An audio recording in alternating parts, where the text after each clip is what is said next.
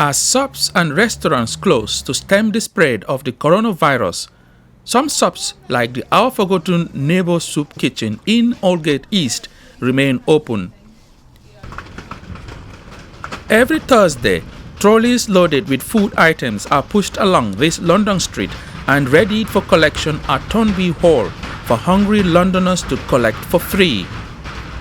This food bank is amongst hundreds of locations around the country, helping to put food on the table for thousands of people falling into food poverty.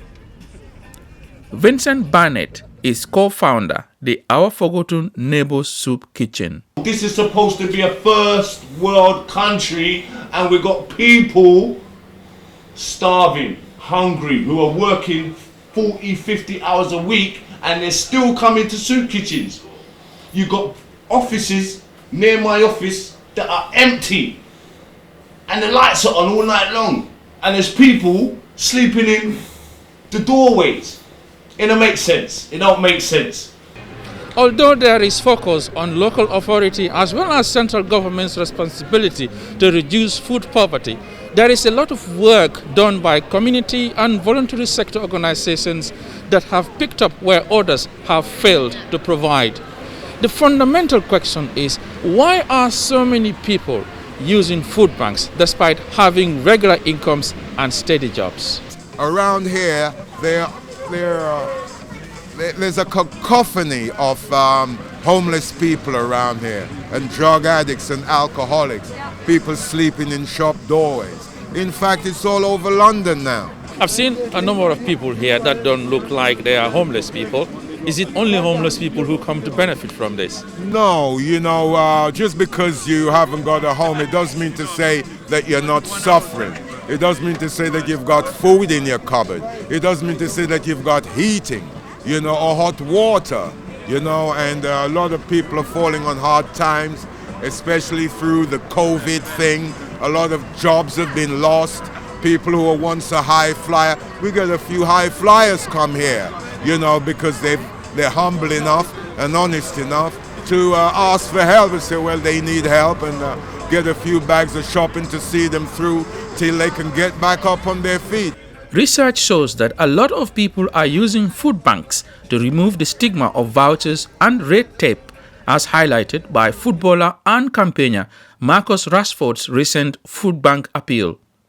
A recent free school meal scandal shows government service providers come under fire for what critics describe as providing an insufficient amount of very poor quality food. Pictures of the so-called insufficient food parcels were posted online, and it went viral. The viral pictures attract condemnation from industry players such as Dr. Mohammed Hashi, Labour Councillor for Lambeth, who co-founded the Brixton Soup Kitchen. It shows that they haven't got any contact with someone that's going through poverty, because when you look at what they gave, that's something you couldn't give your rabbit for a week, let alone humans. Vincent Barnett argues that there is a lack of coordination. There's not enough joint up thinking. How can you have one borough trying to help a set of people, but the next borough next door is not prepared to help? They're not communicating. It don't make no sense. The charity Sustain UK says as many as 4 million people in the United Kingdom are at risk of going hungry, despite London being one of the richest countries in the world. Volunteers say there is an increase in the number of footfalls at food banks. But by the time it started, it's sort of grown, got more and more people and more people donating. So they need to get your trust. So once you build the trust with them, then they will come. We did mincemeat with noodles. The week before we did chicken drumsticks with rice. The week before we did biryani, meat biryani. Actually for Christmas we did beef biryani. Basically every week we do something different. While others come to receive support, some shy away from coming. Tambra Gabriel has this advice for them. Well, the message is, brothers and sisters, the message is love yourself. In other words, when we love ourselves, we get honest with ourselves. Be honest. Tell someone what you're going through. Speak about your fears and your anxieties. You may think, oh, that won't help. It helps enormously. When a man approaches someone and says, I feel like committing suicide, I don't know what to do, I've got no money for the children, I just feel like taking drugs and just feel like losing my life, and so on and so forth, he's actually living in the solution rather than in the problem. But when you hide the problem, that problem gets so huge that you just end up going further and further down into the bottomless pit. Ask for help. Speak about it.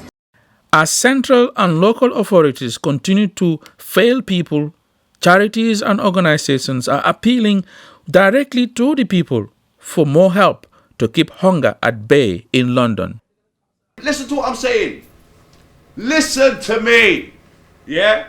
One of your family members could have just left us with a big suitcase of food that we provided. We need your help. I beg you, help someone today.